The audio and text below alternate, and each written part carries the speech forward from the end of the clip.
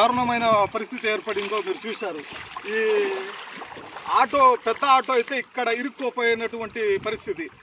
ఇక్కడ లోకల్ ఉండే వాళ్ళకైతే ఈ రహదారి గురించి తెలుసు. అదే వేరే ప్రాంతాల నుంచి, చుట్టుపక్కల ప్రాంతాల నుంచి వచ్చే ప్రజలకు ఇక్కడ ఎంత లోతు ఉన్నది, హైట్ రోడ్డు రెండు పక్కల ఎంత ఎత్తు ఉన్నది కూడా గమనించుకోలేనటువంటి పరిస్థితి ఉంది. కావున మేము ప్రభుత్వాన్ని డిమాండ్ చేస్తున్నాం, ప్రభుత్వ అధికారులకు చెప్తున్నాం, ఇలాంటి సంఘటనలు మరలా జరగకుండా దీని మీద ప్రభుత్వ అధికారులు స్పందించాలని మేము కాంగ్రెస్ పార్టీ తరఫున డిమాండ్ చేస్తున్నాం.